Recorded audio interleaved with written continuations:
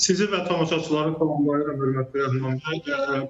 Qəzada əsas məsələ məhz İsrailin, yəni əsas məqsədi şübhəsiz ki, Qəzanın insansızlaşdırılmasıdır. Bu sülh samiti heç də əvvəlcədən də səmimi deyildi və bununla bağlı dəfələrlə ekspertlər arasında da fikirlər səsləndirilmişdi ki, buradakı əsas məqsəd Həmasın silahsızlandırılması və Qəzadan insanların tamamilə köçürülməsidir. Yəni İsrailin buradakı əsas məqsədi Qəzanı insansızlaşdırmaq və Həması silahsızlaşdırmaq idi.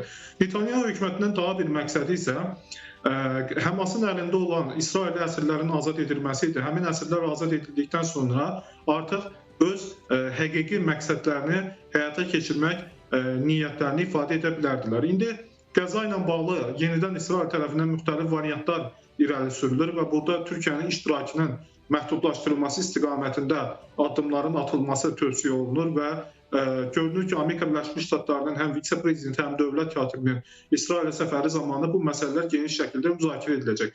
Netanyahu hökumətinin Trump administrasiyasından istəyi odur ki, Qəza bölgəsində Türkiyənin belə deyək ki, müdaxiləsinə çəkindirsinlər. Yəni Türkiyə Qəza bölgəsi ilə bağlı məsələlərə qarışmasın və İsrail burada öz siyasətini özü istədiyi kimi həyata keçirsin. İsrailin də siyasəti burada məlum məsələdir. Yəni İsrailin istədiyi əsas məsələ ümumilikdə Qəza bölgəsinin ilhaqıdır. Necə ki, Yordan çayının qərb sahilləri və Qüdsün şərq istiqaməti İsrail tərəfindən işğal edilib, eyni zamanda Qəzanın da bu cür ələ keçirilməsi və Fələstin dövlətinin gələcəyinin belə deyək ki, təhlükə altına atılması prosesi gedir. Yəni Fələstin dövləti məlum olduğu kimi Avropa ölkələri tərəfindən tanınmışdı.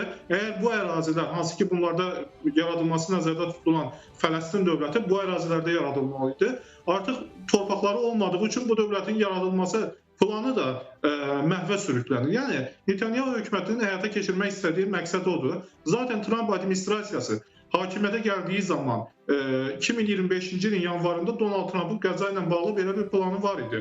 Oradan insanların qonşu ölkələrə köçürülməsi birdəfəlik və Qəza bölgəsində Amerika Birləşmiş Ştatları və digər ərəb ölkələrinin və ABŞ-ın dəstəyi ilə yeni yaşayış məskənlərinin salınması nəzərdə tutulurdu. İndi burada insanlar, yəni Fələstinlilər birdəfəlik köçürülürsə, demək ki, yeni salınacaq yaşayış məskənləri də İsraillər üçün salınır. Yəni buradakı əsas məqsəd, ümumiyyətlə Trumpın da, Netanyahunun da əsas məqsədi Qəzadan insanları köçürmək, Həması məhv etmək və Qəzanı İsrailə birləşdirməkdir.